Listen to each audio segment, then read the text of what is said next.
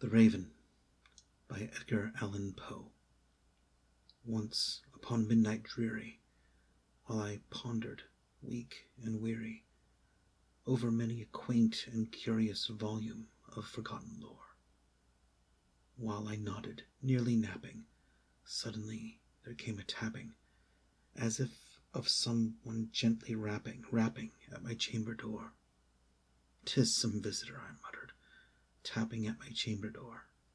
Only this, and nothing more.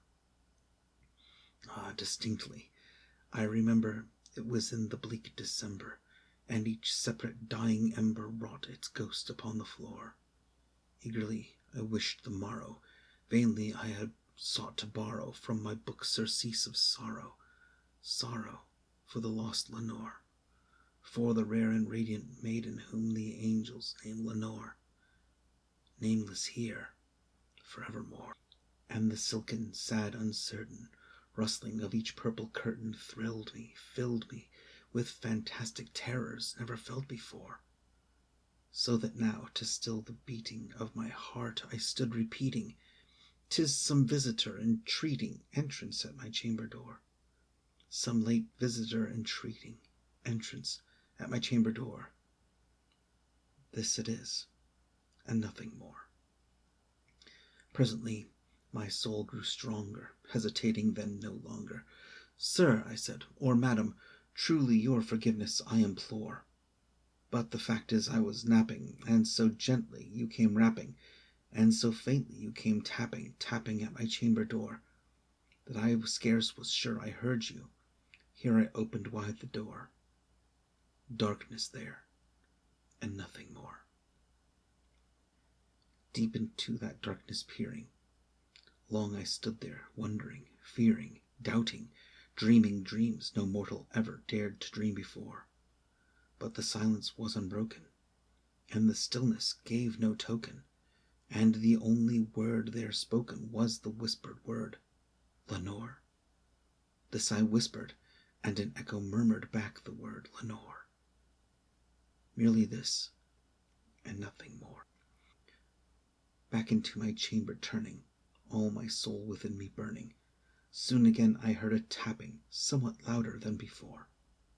"Surely," said I, "that is something at my window lattice. Let me see, then, what thereat is, and this mystery explore. Let my heart be still a moment, and this mystery explore. 'Tis the wind, and nothing more." Open here I flung the shutter, when with many a flirt and flutter in there stepped a stately raven of the saintly days of yore. Not the least obeisance made he, not a minute stopped or stayed he, but with mien of lord or lady perched above my chamber door, perched upon a bust of Pallas just above my chamber door, perched and sat, and nothing more. Then this ebony bird, beguiling my sad fancy into smiling by the grave and stern decorum of the countenance it wore, "Though thy crest be shorn and shaven, thou," I said, "art sure no craven, ghastly grim and ancient raven, wandering from the nightly shore. Tell me what thy lordly name is on the night's Plutonian shore." Quoth the raven, "Nevermore." Much I marveled this ungainly, foul to hear discourse so plainly, though its answer little meaning, little relevancy bore. For we cannot help agreeing that no living human being ever yet was blessed with seeing bird above his chamber door, bird or beast upon the sculptured bust above his chamber door, with such name as Nevermore. But the raven, sitting lonely on the placid bust, spoke only that one word, as if his soul in that one word he did outpour. Nothing further than he uttered, not a feather than he fluttered, till I scarcely more than muttered, "Other friends have flown before. On the morrow he will leave me, as my hopes have flown before." Then the bird said, "Nevermore." Startled by the stillness broken by reply so aptly spoken, "Doubtless," said I, "what it utters is its only stock and store. caught from some unhappy master, whom unmerciful disaster followed fast and followed faster, till his songs one burden bore, till the dirges of his hope that melancholy burden bore, of never, nevermore. But the raven, still beguiling all my fancy into smiling, straight I wheeled a cushioned seat in front of bird and bust and door. Then upon the velvet sinking, I betook myself to linking fancy unto fancy, thinking what this ominous bird of yore, what this grim, ungainly, ghastly, gaunt, and ominous bird of yore meant in croaking nevermore. This I sat, engaged in guessing, but no syllable expressing to the fowl whose fiery eyes now burned into my bosom's core.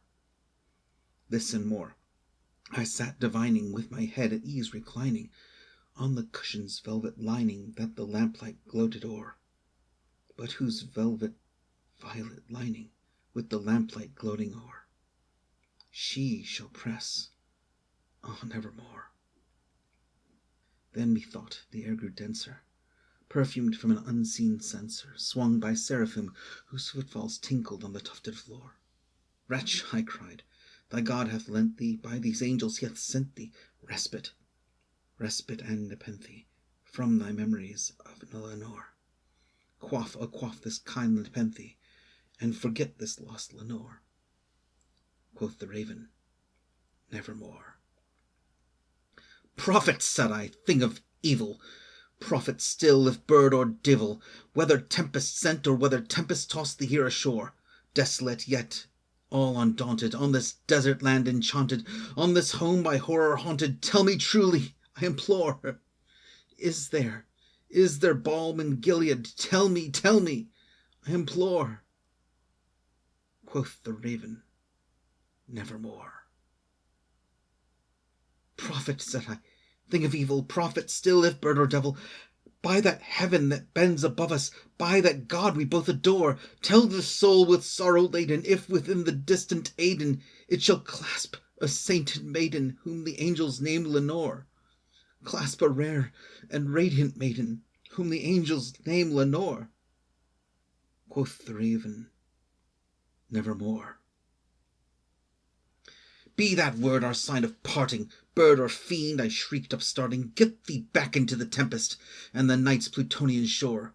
Leave no black plume as a token of that lie thy soul has spoken. Leave my loneliness unbroken, quit the bust above my door.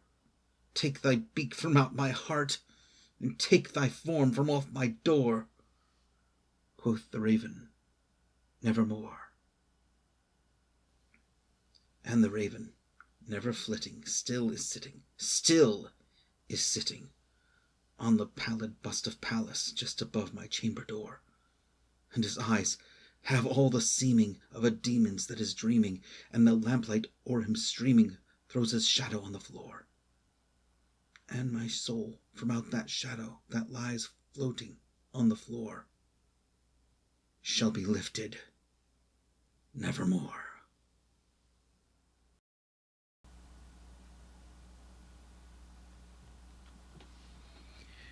Thank you for listening. I hope you enjoyed it. Have a nice day.